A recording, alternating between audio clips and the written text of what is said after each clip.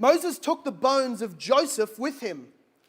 For Joseph had made the sons of Israel solemnly swear, saying, God will surely visit you, and you shall carry up my bones with you from here.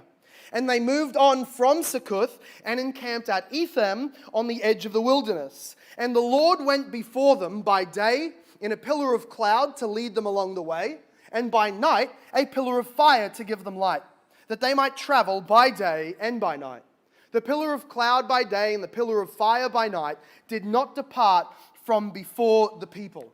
God's faithful presence among his people is a constant theme in the book of Exodus. And this is something that Joseph knew. If you aren't familiar, we started out the book of Exodus being reminded by who Joseph was. He was one of the 12 sons of Israel. He was the first one who was actually sold into slavery, sent off to Egypt, had a terrible life except for the gracious hand of the Lord with him. And he actually ended up being made prime minister, right-hand man to the Pharaoh over all of Egypt. And through his wisdom and God's providence, all the nations ended up coming to Egypt during the famine because of Joseph's wise planning and storage. Joseph's brothers, the families of Israel, ended up coming to Egypt as well, and they lived in a beautiful land of Goshen under the prime minister and under the Pharaoh's blessing, but eventually they became too numerous, and the Egyptian Pharaoh enslaved them, and that's why they now need salvation from Egypt. But Joseph, 400 years prior, had told the Israelites at the point of his death in Egypt, though he received a mummified, a royal burial, though he was preserved, and though he was buried in the land of Egypt, he knew by faith, this is not our homeland.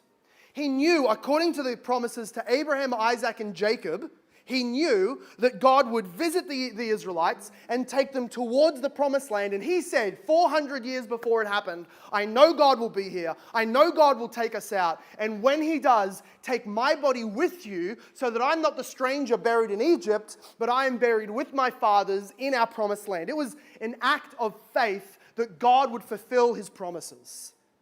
Moses, the Israelites, they do that. There's historical, archaeological evidence of this tomb being broken open, and a Semitic-looking person who was giving a royal burial was taken out at about the time of the Exodus. We find this in history for those who are willing to accept it. Many secular scholars aren't. But what this also goes hand in hand with is the presence of God's smoke and fire with the people of Israel. God tells us Joseph knew the faithfulness of God. God confirmed his faithfulness by bringing the people out of Egypt. Thirdly, though, God was faithful to his promises because he was with the people day and night by his covenant presence in the pillar of fire and smoke that came down from heaven. This is what we call a theophany. This is not just that God gave them a symbol of himself. It's not just that he gave them a picture to look at and be reminded of him. In fact, the wording of the book is that it is the Lord in the midst of the fire. It is the angel of the Lord in the midst of the cloud, and he was with them in the smoke. So this was just like the burning bush of chapter 3. This was God's actual presence with them, visualized by a great tower of smoke going up to heaven during the day, and a great tower of light that is sometimes called light and sometimes called fire. Hard to know exactly whether it was hot and giving off heat, we don't know. But this great tower it was one pillar, smoke during the day, light/fire when they needed the light.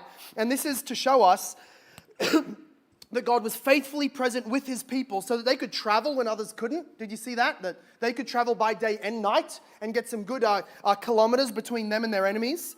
It was so that they remembered that God had met them and guided them. He did not command them to get out of Egypt, come find me. I'll be at Sinai.